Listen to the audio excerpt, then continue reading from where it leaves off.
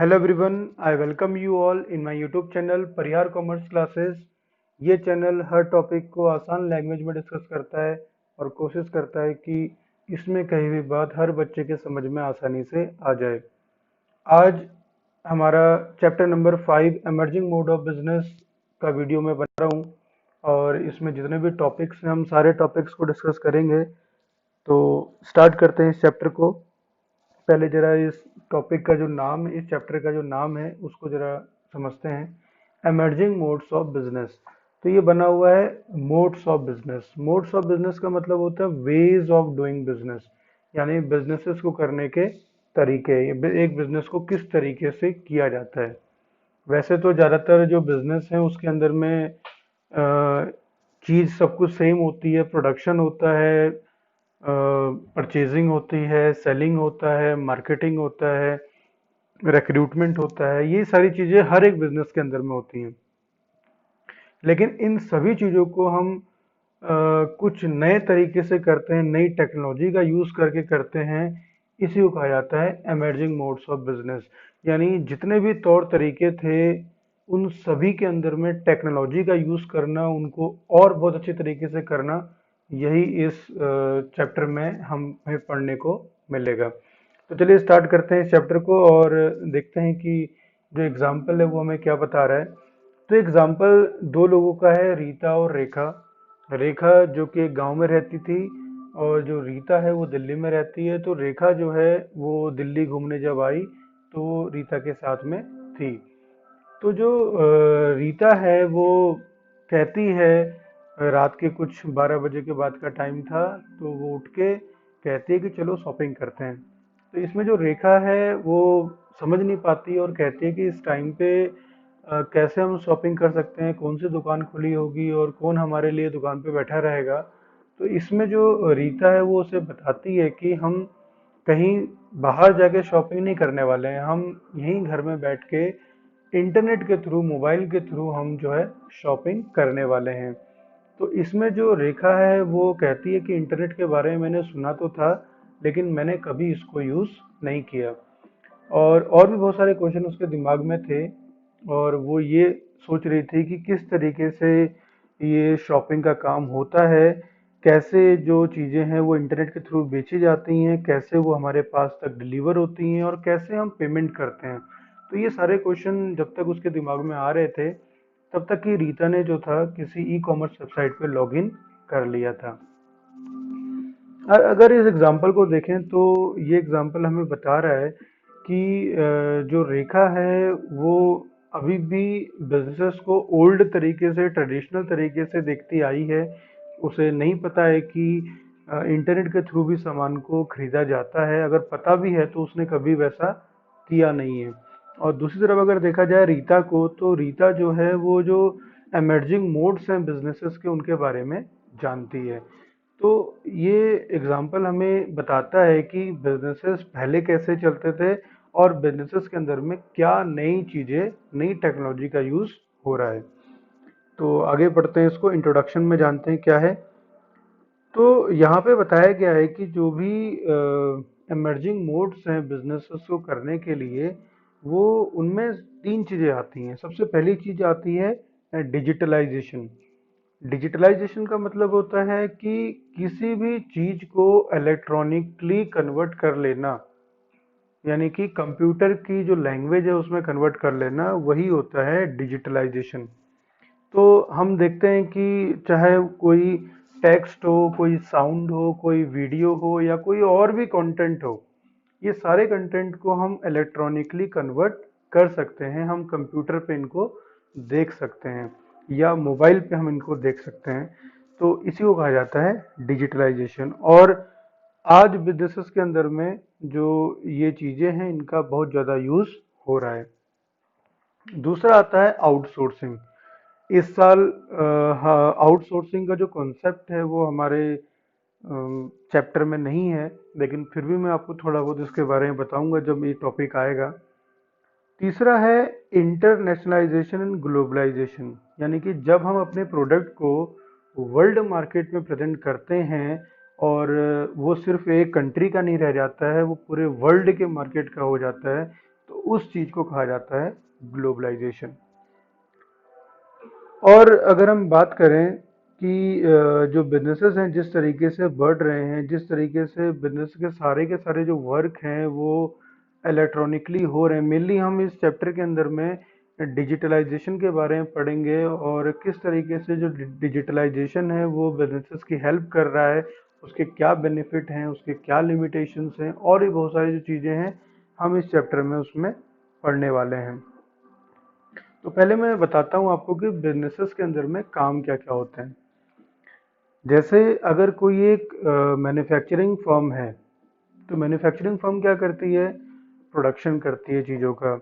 Production करने के बाद वो वेयर हाउस में जाता है, वेयर हाउस से फिर उसको रिटेलर्स खरीदते हैं, रिटेलर उसके बाद कस्टमर तक की भेजते हैं। ये मतलब एक नॉर्मल काम होता है। इन सारे कामों को डिजिटलाइज्ड करना, यही है इमर्जिंग मोड ऑफ बिजनेस, यानी कि नया तरीका यूज करना। अब हम इन नए तरीकों से और भी बहुत ज़्यादा आगे जाते जा रहे हैं, बिना हम किसी शॉप में जाए हम सामान को घर बैठे बैठे खरीद ले रहे हैं। ये सब इमर्जिंग मोड्स ऑफ बिजनेस हैं। हम इन सभी चीज़ों के बारे में इसमें पढ़ने वाले हैं। तो पहले जानते हैं जरा ई बिजनेस क्या होता है। ई बिजनेस का मतलब होता है इलेक्ट्रॉनिक बिजनेस। इलेक्ट्रॉनिक बिजनेस का मतलब होता है जब बिजनेस बिजनेस के अंदर में जो जितने भी काम हैं वो सब इलेक्ट्रॉनिकली हो रहे हैं, यानी कंप्यूटर के अंदर में उनको हम रिकॉर्ड कर पा रहे हैं, उनको देख पा रहे हैं, शेयर कर पा रहे हैं। तो ये सब क्या है, ई बिजनेस के अंदर में आता है। चाहे वो काम प्रोडक्शन से रिलेटेड हो, चाहे वो काम इन्वेंट्री मैनेजमेंट से रिलेटेड हो। इन्वेंट्री मैनेजमेंट का तो स्टॉक, कितना स्टॉक आया, कितना स्टॉक गया। चाहे वो प्रोडक्ट डेवलपमेंट के ऊपर हो, जैसे कि हम रिसर्च करते हैं कंप्यूटर के ऊपर में, बहुत सारी चीज़ों का मिक्सचर कैसे होगा, क्या होगा, हम टेक्नोलॉजी का यूज़ करते हैं, साइंस का यूज़ करते हैं, तो उसको प्रोडक्ट डेवलपमेंट कहते हैं। अकाउंटिंग एंड फाइनेंस, यानी कि जो आप पढ़ते हैं जैसे जर्नल बनाना, लेजर बनाना, ट्रायल बैलेंस बनाना, बैलेंस शीट बनाना, ये सब क्या है, अकाउंटिंग रिकॉर्डिंग हो रही है उनकी। और उसके बाद अगर हम बात करें ह्यूमन रिसोर्स की बात करें, ह्यूमन रिसोर्स का मतलब हो गया रिक्रूटमेंट करना। जब लोगों की ज़रूरत हमें पड़ती है अपने बिजनेसेस के अंदर में, तो हम किस तरीके से कंप्यूटर का यूज़ करते हैं रिक्रूटमेंट करने के लिए। ये सभी चीज़ें जो हैं ई बिजनेस के अंदर में आती हैं। फिर आता है इसमें एक topic, e business versus e commerce. E commerce जो है, जैसे मैंने बताया आपको, ई कॉमर्स वेबसाइट जो होती हैं। ई कॉमर्स का मतलब इलेक्ट्रॉनिक कॉमर्स। जैसे अगर हम बात करें, फर्स्ट चैप्टर में हमने पढ़ा भी था कि जो कॉमर्स है वो क्या होता है और जो बिजनेस है वो क्या होता है। बिजनेस के अंदर में कॉमर्स आता है, तो कॉमर्स एक छोटा टर्म है और बिजनेस जो है एक बड़ा टर्म है। कॉमर्स के अंदर में, ई कॉमर्स के अंदर में बेसिकली क्या आता है कि जब जो बिजनेस है वो अपने सप्लायर से, यानी कि जो उसको सामान प्रोवाइड कर रहा है, और अपने कस्टमर जिसको सामान बेच रहा है, उससे इंटरनेट के थ्रू कनेक्ट हो रहा है, तो उसको कहा जाता है ई कॉमर्स। लेकिन जब ये चीज़ तो आती है ई बिजनेस के अंदर में, इसके अलावा और क्या चीज़ आती है कि जब प्रोडक्शन, जो मैंने अभी बताया आपको, प्रोडक्शन हो गया, स्टॉक मैनेजमेंट हो गया, प्रोडक्ट डेवलपमेंट हो गया, अकाउंटिंग एंड फाइनेंस हो गया, ह्यूमन रिसोर्स हो गया, ये सारी चीज़ें जब इलेक्ट्रॉनिकली होने लग जाती हैं, तो इसको कलेक्टिवली ई बिजनेस कहा जाता है। तो सिंपल सी बात हो गई, ई बिजनेस इक्वल्स टू जो मैंने काम बताए प्लस ई कॉमर्स। और ई कॉमर्स के अंदर में बस क्या होता है कि इंटरनेट के थ्रू या इलेक्ट्रॉनिक मीडियम के थ्रू कस्टमर से और सप्लायर से कांटेक्ट करना, वो ई कॉमर्स होता है।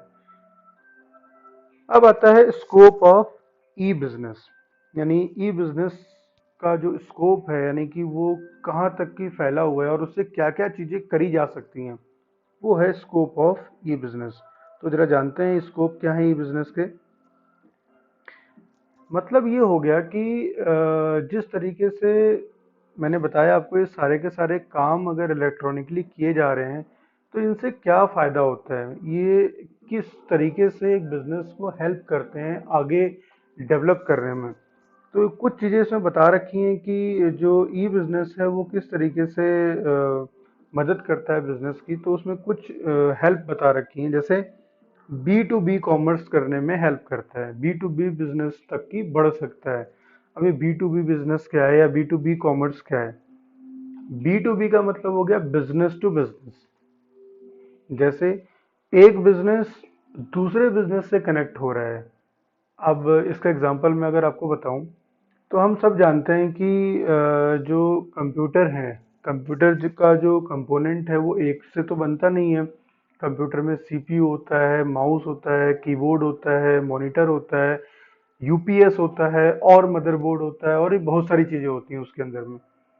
तो इतनी सारी चीजें जो हैं वो आप हो सकता है एक ही कंपनी का लो तब भी हो जाएगा और आप उसको असेंबल कराओ तो तब भी हो जाएगा। तो होता क्या है कि बी टू बी बिजनेस के अंदर में कि एक बिजनेस जो है वो कंप्यूटर के कंपोनेंट अलग अलग कंपोनेंट बनाने वाला है और एक जो है उन सबको असेंबल करने वाला है। तो ये दोनों बिजनेस आपस में कनेक्ट करके आपस में एक दूसरे के साथ चीजों को शेयर करके अपने बिजनेस को बढ़ा रहे हैं। तो यानी ई कॉमर्स जो है यानी ई बिजनेस जो है वो बिजनेस को बिजनेस से कनेक्ट करने में क्या कर रहा है, हेल्प कर रहा है। अब जैसे जो असेंबल करने वाला है उसको सारे कंपोनेंट अपने पास चाहिए, तो वो कभी मॉनिटर वाले से कांटेक्ट कर रहा है, कभी वो कीबोर्ड वाले से कांटेक्ट कर रहा है, कभी मदरबोर्ड बनाने वाले से कांटेक्ट कर रहा है, या और भी जितने भी डिवाइसेस हैं उनको बनाने के लिए अलग अलग लोगों से कांटेक्ट कर रहा है। और एक बिजनेस है दूसरा बिजनेस है तो इसको कहा जाएगा business to business commerce. Simple.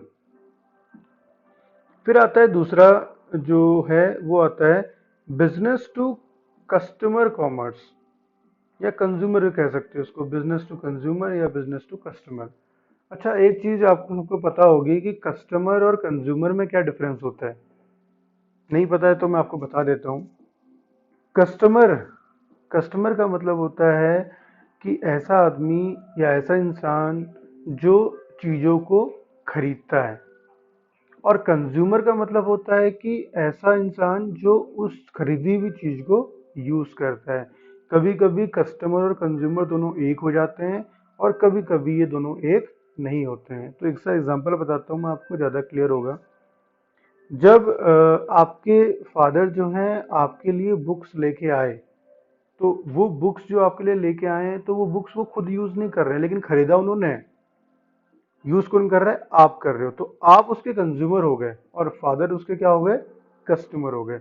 लेकिन जब आपके फादर जो हैं जैसे मान लेते हैं कि मोबाइल फोन खरीद के लाए, वो भी अपने लिए मोबाइल फोन खरीद के लाए, तो इस केस में क्या हुआ, खरीदा भी उन्होंने, कस्टमर भी वो हो गए और कंज्यूम भी वो कर रहे हैं, यूज भी वो कर रहे हैं, तो वो क्या हो गए, कंज्यूमर भी हो गए।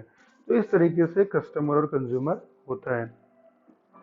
तो मैं बता रहा था आपको बी टू सी कॉमर्स। तो बी टू सी कॉमर्स का मतलब हो गया बिजनेस टू कंज्यूमर या कस्टमर कॉमर्स। अब इसमें क्या होता है, अगर हम ऑनलाइन शॉपिंग की बात करें तो ये इसका बेस्ट एग्जांपल है, बिजनेस टू कस्टमर।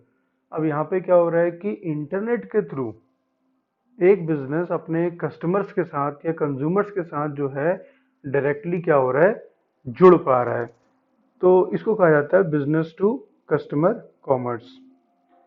तो इसमें क्या होता है कि जो बिजनेस जो भी चीज़ें सेल कर रहा होता है हम उसकी वेबसाइट पे लॉगिन करते हैं और उसकी वेबसाइट पे लॉगिन करके हमें बहुत सारे प्रोडक्ट देखने को मिलते हैं। हम उसमें से चॉइस करते हैं और जो भी हमें पसंद आता है हम उसको इमीडिएटली खरीद लेते हैं।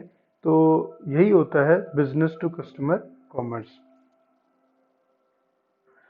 अब यही चीज जो हो जाती है कस्टमर टू बिजनेस कॉमर्स भी हो जाती है। इसको अगर हम रिवर्स करें तो ये बन जाती है कस्टमर टू बिजनेस कॉमर्स। इसमें क्या होता है कि जो कस्टमर है वो अपनी चॉइस से, अपने जो भी उसको पसंद आता है उससे वो पसंद करता है और बिजनेस उस चीज को हमें भेजता है। और बिजनेस टू कस्टमर में क्या था कि जो बिजनेस है वो कस्टमर को अपने पास तक की आने को मजबूर करता है, अट्रैक्ट करता है। इससे कस्टमर वहाँ पे आते हैं, सामानों को देखते हैं, खरीदते हैं और इस तरीके से चीजें होती हैं। यानी कि दोनों आपस में चेंज भी हो सकती हैं, बिजनेस टू कस्टमर भी और कस्टमर टू बिजनेस भी। फिर आता है intra B commerce. Intra B commerce का मतलब होता है कि जब बिजनेस के अंदर ही चीजें इंटरनेट के थ्रू काम करती हैं तो उसको कहा जाता है इंट्रा बी बिजनेस। अब होता क्या है कि या तो हम अपने सप्लायर से कांटेक्ट करेंगे या तो हम अपने कस्टमर से कांटेक्ट करेंगे या तो बिजनेस अपने एम्प्लॉयज से कांटेक्ट करेगा। एम्प्लॉयज का मतलब हो गया जो प्रोडक्शन में काम कर रहे हैं, या जो मार्केटिंग के अंदर में काम कर रहे हैं, या जो अकाउंट्स के अंदर में काम कर रहे हैं, या फिर जो और भी चीज़ों के अंदर में काम कर रहे हैं डिफरेंट डिपार्टमेंट्स में, उन सब से कांटेक्ट बना के रखना और उन सब के बीच में एक कम्युनिकेशन बनाना, कम्युनिकेशन को इजी बनाना, इसे कहा जाता है इंट्रा बी बिजनेस। अब इसका थोड़ा सा समझते हैं और ज़्यादा कि ये कैसे काम करता है। जैसे मान लेते हैं कि एक बिजनेस है और एक बिजनेस के अंदर में जो प्रोडक्शन करने वाला इंसान है और एक जो सेल करने वाला है या जो स्टॉक को मेंटेन करने वाला इंसान है, उनके बीच में आपस में बात नहीं होती है। तो उसे पता ही नहीं है प्रोडक्शन करने वाले को कि मैं कितना प्रोड्यूस करूं, और मार्केटिंग करने वाले को ये नहीं पता है कि मैं किस चीज़ की मार्केटिंग कर रहा हूँ, क्या उतना स्टॉक हमारे पास अवेलेबल होगा।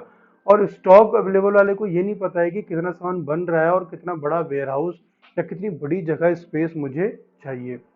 तो जो इंट्रा बी कॉमर्स है वो क्या हेल्प करता है, इन तीनों को आपस में कनेक्ट करता है। ये तीनों आपस में कनेक्ट होते हैं, एक दूसरे की रिपोर्ट्स को देखते हैं, एक दूसरे की चीज़ों को देखते हैं, आपस में शेयर करते हैं, और फिर ये जो प्रॉब्लम थी, जो मिसअंडरस्टैंडिंग थी, वो सब क्या हो जाती है, खत्म हो जाती है। तो ये इंट्रा वी कॉमर्स इस तरीके से क्या करता है, मदद करता है। अब अगर आपको देखो ध्यान से कि जो इंटरनेट है, इंटरनेट की अगर हम बात करें तो इंटरनेट जो है एक पब्लिक नेटवर्क है, यानी कि हर कोई इससे जुड़ा हुआ है। तो आपकी इंफॉर्मेशन इसमें कहीं ना कहीं सेफ नहीं है, सिक्योर नहीं है। इसीलिए जो बिजनेसेस हैं वो ज़्यादातर वीपीएन का यूज़ करते हैं, वर्चुअल प्राइवेट नेटवर्क। अब वर्चुअल प्राइवेट नेटवर्क का मतलब क्या होता है कि एक ऐसा नेटवर्क बनाया जाता है जिस नेटवर्क के अंदर में कुछ ही लोग, जिनके पास उनका पासवर्ड होता है या फिर जिनके पास उनकी लॉगिन आईडी होती है, वही उससे जुड़ पाते हैं। तो इस तरीके से एक बड़े बिजनेस जहाँ पे चल रहा होता है वहाँ पे एक ऐसा नेटवर्क बनाया जाता है जिस नेटवर्क से सिर्फ उनके एम्प्लॉयज ही जुड़ पाते हैं, यानी कि उनकी टच आईडी होती है या फेस रिकॉग्निशन सिस्टम बनाया गया होता है, तो दूसरे लोग उससे जुड़ नहीं पाते हैं। तो इस तरीके से ये सारे जो चीज़ें हैं वो काम करती हैं। फिर आता है हमारा last, C to C commerce, यानी कस्टमर टू कस्टमर कॉमर्स। इसके बारे में भी हम सब जानते हैं कि जब एक हम बिजनेस से लिंक नहीं कर रहे हैं, एक बिजनेस क्या बेच रहा है, क्या कर रहा है, उससे हमें मतलब नहीं है। एक कस्टमर कोई चीज़ बेचना चाहता है, जैसे हमने देखा होगा कि हमारे पास जो हम बुक यूज़ करते हैं, वो हमने जब यूज़ कर लिया तो उसके बाद वो हमारे लिए ज़्यादा यूज़फुल नहीं होती हैं। हालांकि बहुत सारे लोग उसको रखते हैं, लेकिन फिर भी अगर हम देखें तो ज़्यादा हमारा अगर ऐसे ही करते रहेंगे तो हमारा बुक का बड़ा सा स्टोर हो जाएगा। तो लोग क्या करते हैं कि इसको क्या करते हैं, सेल कर देते हैं, इसको रीसेल करना बोलते हैं। रीसेल, सेल और रीसेल में मतलब सबको पता होगा। सेल का मतलब होता है कि जब चीज़ बिजनेस से हमारे पास आती है तो उसे कहा जाता है कि वो सेल होके आई हमारे पास। और जब हमने उसको खरीदा है और हम फिर उसको किसी और को बेचें तो उसको रीसेल कहा जाएगा, यानी दोबारा से बेचना हो जाएगा। तो कस्टमर टू कस्टमर में क्या होता है कि हम, कस्टमर किसी चीज़ को बेचना चाहता है, कोई सेकेंड हैंड चीज़ को बेचना चाहता है। जैसे आपने देखा होगा कि लोगों के पास अगर कोई गाड़ी है, लोगों ने अपनी अपनी गाड़ी को उसको किसी और को बेच दिया तो हम कहते हैं सेकेंड हैंड बेच दिया, सेकेंड हैंड खरीदा हमने। तो इस तरीके से क्या होता है कि एक कस्टमर दूसरे कस्टमर से लिंक बनाता है, वो भी इंटरनेट के थ्रू। तो इसमें बहुत सारी वेबसाइट सामने आई और उन सभी वेबसाइट ने इस तरह के ट्रांजैक्शन को कंप्लीट करने में मदद करी। और एक बहुत जो पॉपुलर वेबसाइट है जिसके बारे में हम सब जानते हैं, OLX, सबने शायद सुना होगा। OLX बेच दो, यानी कि अगर कोई कस्टमर किसी सामान को बेचना चाहता है तो उसकी फोटो वोटो डालता है, और दूसरा जो सर्च करने में जो ये वेबसाइट है उसकी मदद करती है, दूसरा जो जिसको चाहिए वो अगर उसको पसंद आता है तो इस तरीके से दोनों के बीच में कम्युनिकेशन होती है और सामान बिक जाता है, यानी कि बिजनेस इसके अंदर में कहीं ना कहीं नहीं आ रहा है। तो इसको कहते हैं कस्टमर टू कस्टमर कॉमर्स। फिर आता है हमारे पास ई बिजनेस वर्सेस ट्रेडिशनल बिजनेस। तो बहुत ही सिंपल चीज़ है कि जो ई बिजनेस है उसके अंदर में नई टेक्नोलॉजी का यूज़ हुआ है, वो बहुत ही ज़्यादा फास्ट है, कन्वीनियंट है और इजी है। ट्रेडिशनल बिजनेस की बात करें तो ट्रेडिशनल बिजनेस जो है वो फास्ट तो शायद ही था, उतना कन्वीनियंट भी नहीं था। जैसे अब इसके थोड़ा बहुत एग्जांपल बताता हूँ मैं आपको। अगर कहीं कोई गांव है दूर, उसे कोई सामान को खरीदना है तो उसे मार्केट आना ही पड़ता था। अब वो जब तक मार्केट नहीं आएगा तब तक वो सामान को खरीद नहीं सकता है। जो आज का बिजनेस है, ई बिजनेस है, उसने इन सब चीज़ों को बहुत आसान कर दिया। आप घर बैठे बैठे सामान को मंगा सकते हैं और घर बैठे बैठे सामान को आप ऑर्डर कर सकते हैं। पहले आप ऑर्डर भी नहीं कर सकते थे, देख भी नहीं सकते थे, आपको पता ही नहीं होता था कि मार्केट की उस दुकान के अंदर में क्या क्या चीज़ें हैं। लेकिन आज आप घर बैठे बैठे इन सब चीज़ों को आसानी से देख सकते हैं। तो यही सब चीज़ें हैं इसके अंदर में। ई बिजनेस और ट्रेडिशनल बिजनेस में क्या क्या डिफरेंसेस थे, क्या क्या चीज़ें नई आई हैं, क्या क्या चीज़ें पुरानी थी। तो अगर ये चीज़ ज़्यादा आपको समझ में नहीं आई तो फिर हम इसको और डिस्कस कर सकते हैं। फिलहाल वीडियो ज़्यादा बड़ी हो जाती है तो फिर आपको भी इंटरेस्ट नहीं आता है उसको सुनने में, और फिर मैं इतनी बड़ी वीडियो बना के मेरा क्या फ़ायदा होगा जब आप उसको सुनोगे नहीं। तो फटाफट और ज़्यादा आगे इसको जल्दी जल्दी डिस्कस करते हैं। Benefits of e commerce. तो ई कॉमर्स के क्या क्या फायदे हैं, तो फटाफट डिस्कस कर लेते हैं। पहला है ease of formation and lower investment ex requirement. आसानी से फॉर्म हो जाती है जिसको इंटरनेट का यूज़ करना आता है।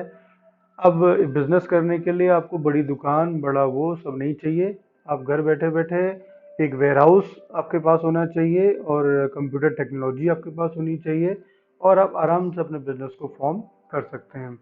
लोअर इन्वेस्टमेंट रिक्वायरमेंट यानी ज़्यादा पैसा खर्चा करने की ज़रूरत नहीं है। आपको दिन भर मार्केट में बैठे रहो ऐसा भी ज़रूरत नहीं है। आप घर बैठे बैठे आराम से अपने और काम भी कर सकते हो और बिजनेस को भी चला सकते हो। कन्वीनियंस।